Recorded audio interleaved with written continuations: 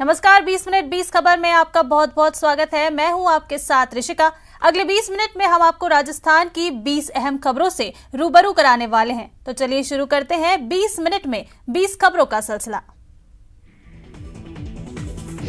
अग्निपथ योजना के खिलाफ देश के कई हिस्सों में चल रहे विरोध प्रदर्शन के बाद रक्षा मंत्रालय ने इस योजना पर फैले भ्रम को दूर करने की कोशिश की। इसको लेकर तीनों सेनाओं के प्रमुखों ने प्रेस कॉन्फ्रेंस की और देश को इस योजना से जुड़े कई पहलुओं से रूबरू कराया।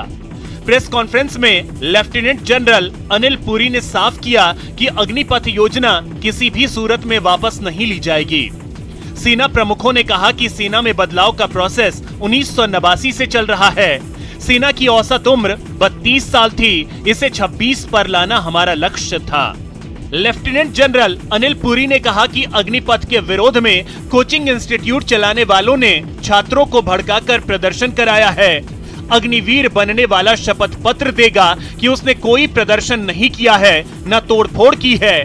बिना पुलिस वेरिफिकेशन के कोई सेना में शामिल नहीं होगा। युवा फिजिकली तैयार हों ताकि वह हमारे साथ जुड़कर ट्रेनिंग कर सकें। उन्होंने कहा कि महिलाएं भी अग्निवीर बनेंगी, उन्हें अलग अलग ट्रेड में शामिल किया जाएगा। इंडियन एयरफोर्स ने अग्निवीरों की भर्ती की गाइडलाइन जारी कर दी है।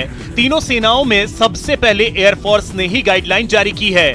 इसके अनुसार अग्निवीरों को अपनी 4 साल की नौकरी पूरी करनी होगी। इससे पहले वह फोर्स नहीं छोड़ सकेंगे। ऐसा करने के लिए उन्हें अधिकारी की सहमति लेनी होगी। 4 साल की सेवा पूरी करने के बाद सभी अग्निवीर सेवा से मुक्त कर दिए जाएंगे और जो अग्निवीर आगे भी वायुसेना में सेवा करने के इच्छुक हैं तो उन्हें फिर से अप्लाई करना होगा। वायुसेना का एक केंद्रीकृत बोर्ड इन एप्लीकेशन पर पारदर्शी तरीके से फैसला लेगा और 25% अग्निवीरों को फिर से रेगुलर कैडर में वायुसेना में सेवा करने का मौका मिलेगा।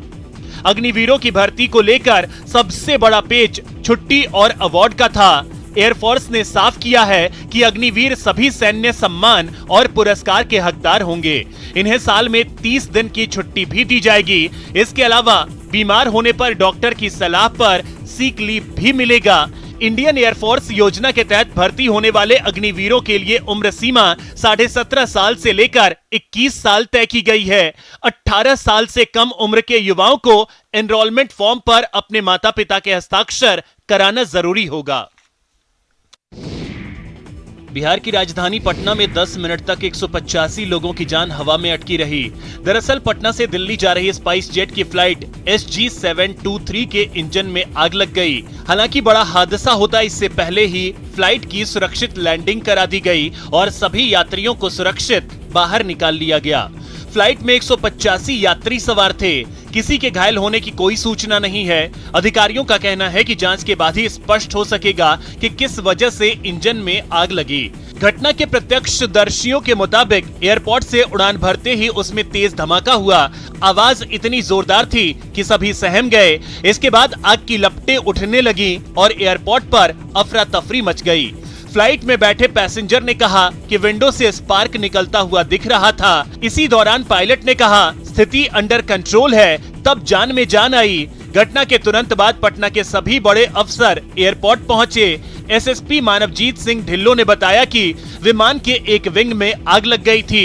DM चंद्रशेखर सिंह ने बताया कि ये बर्ड हिट का मामला हो सकता है।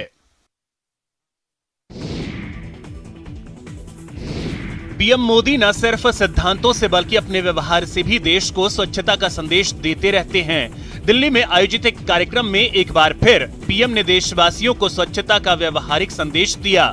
मौका था दिल्ली के प्रगति मैदान एकीकृत ट्रांजिट कॉरिडोर परियोजना की मुख्य सुरंग समेत 5 टनल के उद्घाटन का। उद्घाटन से पहले पीएम मोदी इसी टनल से कार्यक्रम स्थल तक पहुंचे। टनल से आते वक्त वे कुछ मिनट पैदल भी चले। इस दौरान उन्होंने टनल में पड़ी प्लास्टिक की एक बोतल देखी तो खुद ही उसे उठाया और डस्टबिन में डाला। इस टनल के खुल जाने से मेरठ एक्सप्रेसवे से होकर इंडिया गेट जाने वाले लोगों की राह आसान हो जाएगी। 6 लेन की प्रगति मैदान टनल खुलने से रिंग रोड और इंडिया गेट की आवाजाही सिग्नल फ्री होगी। सफर का यह हिस्सा 30 मिनट की जगह बमुश्किल 5 मिनट में पूरा होगा। इससे प्रगति मैदान की नजदीकी सभी सड़कों की आवाजाही आसान होगी।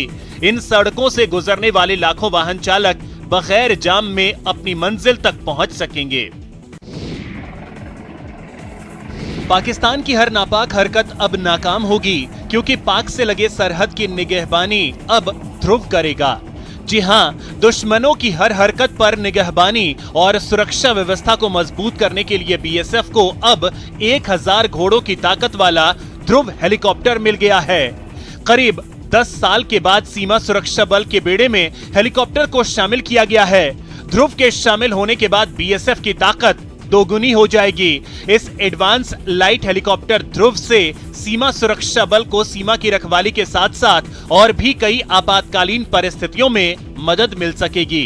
इससे पहले सीमा सुरक्षा बल के राजस्थान और गुजरात फ्रंटियर के लिए संयुक्त रूप से चेतक हेलीकॉप्टर हुआ करता था, जो साल 2011 में सिरोही जिले के पास दुर्घटनाग्रस्त हो गया था। करीब 10 साल के इंतजार के बाद भारत सरकार ने सीमा सुरक्षा बल को नई ताकत दे दी है। ये ध्रुव हेलीकॉप्टर जोधपुर स्थित सीमा सुरक्षा बल के राजस्थान फ्रंटियर हेडक्वार्टर पर रहेगा। सबसे बड़ी खासियत यह है कि ध्रुव से मिसाइल भी दागी जा सकती है। इसमें 8 anti tank guided missile, 4 air to air missile भी ले जाने की क्षमता है। देश की सेना और युवाओं को दक्ष बनाने की योजना अग्निपथ पर फैले भ्रम को दूर करने के लिए कोटा के युवाओं ने अनोखी मुहिम शुरू की है। शहर के युवाओं ने शहीद स्मारक पहुंचकर पीएम मोदी को धन्यवाद पोस्टकार्ड भेजने का अभियान शुरू किया है। भारतीय जनता युवा मोर्चा के पूर्व जिलाध्यक्ष गिरिराज गौतम के नेतृत्व में युवाओं ने शहीद स्मारक से पीएम नरेंद्र मोदी जी को 5000 से ज्यादा पोस्टकार्ड लिखने का अभियान शुरू किया। इस अवसर पर बीजेपी के कई वरिष्ठ नेता भी मौजूद रहे। इस मौके पर गिरिराज गौतम ने कहा कि पीएम ने देश की सीमाओं को मजबूत करने सहित युवाओं के सुनहरे भविष्य के लिए अग्निपथ योजना लॉन्च की है, जिससे भारतीय सेना की औसतन आयु 25 से 26 वर्ष हो जाएगी। साथ ही 23 साल की आयु के बाद युवा अपने भविष्य को लेकर भी निश्चिंत होगा। लेकिन विपक्षी दलों को ये बात रास नहीं आ रही और वो युवाओं के भविष्य के साथ खिलवाड़ करने पर आमदा हैं। उन्होंने विरोध के नाम पर देश की संपत्ति को जलाने पर सवाल उठाए और कहा कि इसे कतई बर्दाश्त नहीं किया जाएगा। गर्मी से परेशान लोगों को ठंडा पेय पिलाने के नाम पर उनकी सेहत से खिलवाड़ किया जा रहा है। इन दिनों पेयजल की सप्लाई का प्राइवेट कारोबार शहर के साथ साथ गांवों में भी काफी जोर पकड़ रहा है। ऐसे में पानी के ये कारोबारी पानी में बर्फ मिलाकर इसे आरओ और फिल्टर्ड मिनरल वाटर का नाम देकर बेच रहे हैं। सिरोही में भी ये धंधा आजकल खूब फल फूल रहा है। स्वास्थ्य विभाग के नाक तले हो रहे इस अवैध कारोबार से लोगों की जेब तो कट ही रही है, सेहत पर भी खासा बुरा असर पड़ रहा है। इस व्यवसाय में कम लागत से ज्यादा मुनाफा होने के कारण पानी का धंधा करने वालों की संख्या भी दिनों दिन बढ़ रही है। ये लोग लाइसेंस तो बोतल बंद पानी की सप्लाई का लेते हैं, लेकिन खुले में बनी टंकियों से पानी भरकर घरों और दफ्तरों में सप्लाई किया जा रहा है। ऐसे में पानी के इस काले कारोबारियों पर अंकुश नहीं लगाया गया तो लोगों की सेहत से यूं ही खिलवाड़ चलता रहेगा। अजमेर में महिला से छेड़छाड़ की घटना के बाद जमकर बवाल हुआ। घटना सावर थाना इलाके के मेहरू कला गांव की है, जहां कुछ लोगों ने एक महिला से छेड़छाड़ के आरोपी युवक को सबक सिखाने के लिए पेड़ से बांध दिया। हालांकि घटना की खबर मिलते ही पुलिस मौके पर पहुंच गई और युवक को लोगों के चंगुल से छुड़ाया। अब पूरी घटना का वीडियो सोशल मीडिया पर भी वायरल हो रहा है। जानकारी के मुताबिक आरोपी का नाम राकेश कुमार रैगर है। ग्रामीणों का कहना है कि युवक ने 1 सप्ताह पहले खेत जा रही महिला से रास्ते में छेड़छाड़ की थी। इसे लेकर पीड़ित महिला ने केस भी दर्ज करवाया था। इस बीच शनिवार को आरोपी युवक गांव में दिख गया। फिर क्या था, लोगों ने युवक को पकड़ लिया और पेड़ से बांध दिया। युवक को पेड़ से बांधने की सूचना पर सावर पुलिस मौके पर पहुंची और युवक को ग्रामीणों से मुक्त करवाकर पुलिस थाने ले आई। पुलिस ने युवक को शांति भंग के आरोप में गिरफ्तार किया है। युवक को ग्रामीणों ने पहले भी कई बार चोरियां करते हुए पकड़ा था। ट्रैफिक नियमों की अनदेखी की तो पड़ेगा भारी। जी हां, टोंक शहर की पुलिस यातायात के नियमों की अनदेखी पर सख्ती करने की तैयारी में जुटी है। 1 जुलाई से बिना हेलमेट के बाइक चलाने वालों के खिलाफ एमवी की धारा 194 के तहत जुर्माना होगा और चालान काटे जाएंगे। शहर के ट्रैफिक पुलिस प्रभारी के मुताबिक 1 जुलाई से एमवी एक्ट में चालान काटकर 1000 रुपए का जुर्माना किया जाएगा। इससे पहले सोमवार से शहर के लोगों को इसे लेकर जागरूक किया जाएगा। इसके लिए सुबह 8 बजे से शाम 8 बजे तक लाउड स्पीकर के जरिए लोगों को संदेश दिया जाएगा। उन्होंने बताया कि हेलमेट सिर्फ जुर्माने से बचने का जरिया नहीं है, बल्कि हेलमेट सुरक्षा और बचाव है। इसके साथ ही शहर की पार्किंग व्यवस्था में भी कई सुधार किए जाएंगे। इसके लिए दुकानों के बाहर लगी सफेद लाइन के अंदर ही दुपहिया वाहनों की पार्किंग होगी। ग्राहकों से वाहन सफेद लाइन में खड़ा करने की जिम्मेदारी दुकानदारों की होगी। मेरा सभी आमजन से अंत में यही अनुरोध है कि दिनांक 1 जुलाई 2022 से अगर टोंक शहर में आप अपने घर से निकल रहे हैं तो हेलमेट अनिवार्य रूप से लगाकर ही निकलें, अन्यथा आपका 1000 रुपये का MV एक्ट की धारा 194D के तहत चालान भरा जाएगा। महज 25 मिनट की बारिश में टोंक शहर की गलियां दरिया में तब्दील हो गई। छोटे मोटे सामान के साथ साथ ट्रैक्टर ट्रॉली तक इस कदर बहने लगी मानो वो छोटा सा तिनका हो। ये एक गली की तस्वीरें नहीं है, यही हाल शहर में और गलियों का भी रहा।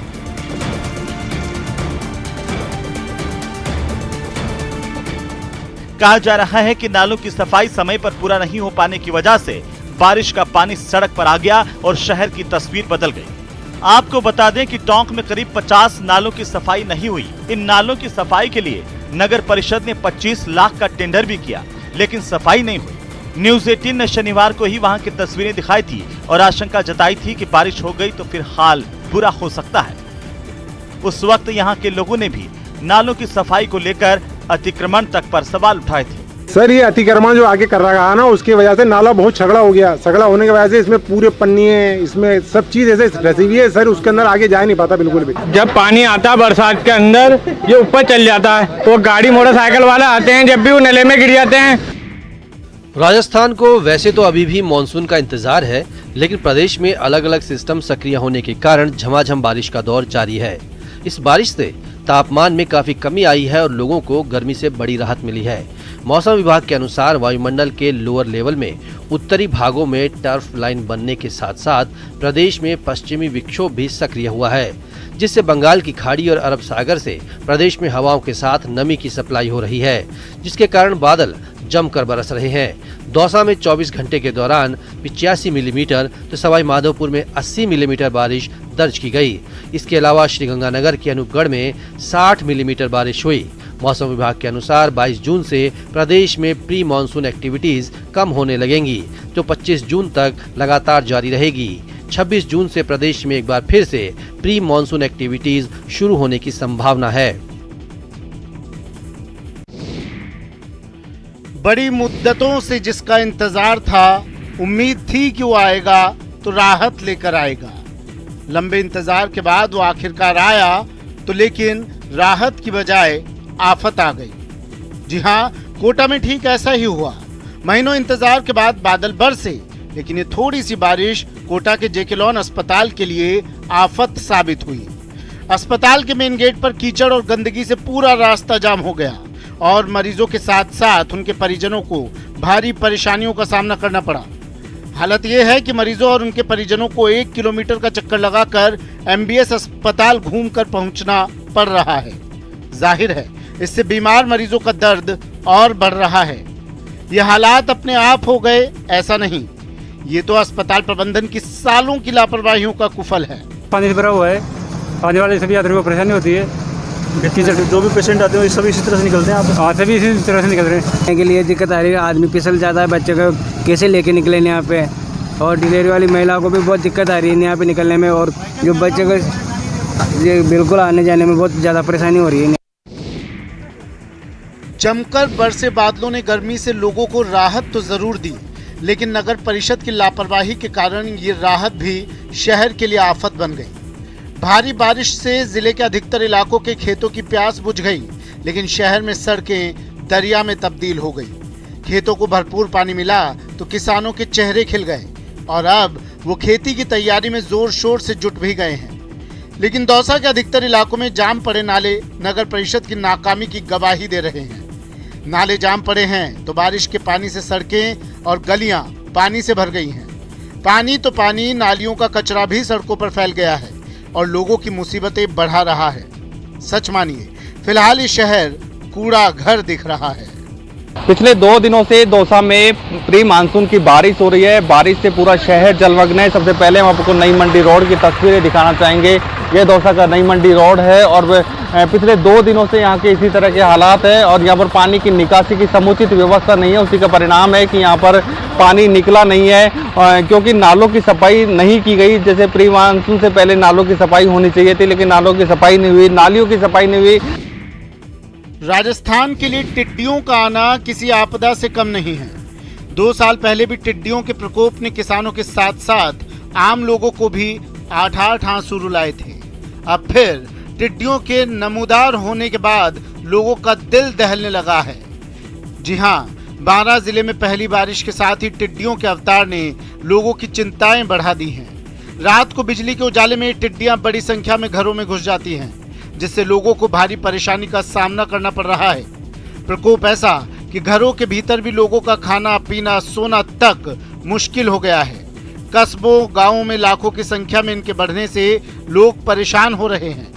टिड्डियों से दुकानों ढाबों पर भी बड़ी परेशानी हो रही है, तो घरों में खाने पीने की सामग्रियों पर भी इनका प्रकोप बढ़ता जा रहा है।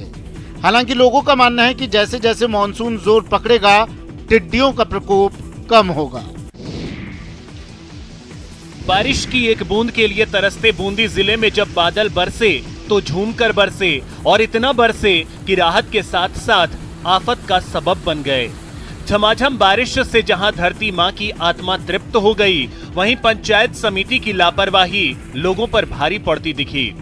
जिले के हिंडोली कस्बे की तस्वीरें इसी लापरवाही का नमूना है, जहां नालियों की सफाई नहीं होने के कारण बारिश से सड़कें दरिया बन गई। 15 मिनट से लेकर आधे घंटे तक हुई बारिश से मौसम खुशगवार हो गया और तपती जलती गर्मी से लोगों को राहत मिली। किसानों के तो चेहरे चमकने लगे और वे खरीफ फसल की बुआई और रोपाई की तैयारियों में जुट गए। लेकिन गली मोहल्लों का जो हाल हुआ वो परेशानियां पैदा करने वाला था। रुक रुक कर हो रही बारिश ने अलवर का मौसम खुशगवार बना दिया है। इस सुहाने मौसम का आनंद लेने के लिए बड़ी संख्या में सैलानी अलवर के पर्यटन स्थलों पर पहुंच रहे हैं। सरिस्का में आने वाले पर्यटकों का आनंद तो उस समय दोगुना हो गया जब सुहानी वादियों का विहार करते हुए वनराज के दर्शन हो गए। अरावली की गोद में बसा अलवर अपने जंगल और पहाड़ के लिए पूरी दुनिया में खास पहचान रखता है। बारिश के मौसम में अलवर का नज़ारा हिल स्टेशन जैसा रहता है, इसलिए हजारों की संख्या में पर्यटक घूमने के लिए अलवर आते हैं। वैसे तो अलवर में छोटे बड़े 27 पर्यटन स्थल हैं, लेकिन सरिस्का की बात तो निराली है। यही कारण है कि यहाँ सैलानियों का तांता लगा रहता है।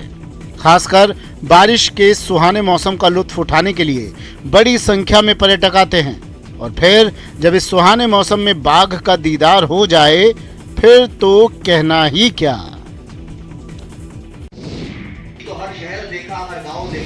21 जून को अंतर्राष्ट्रीय योग दिवस के मौके पर भारत के साथ साथ पूरी दुनिया में भव्य आयोजन होंगे।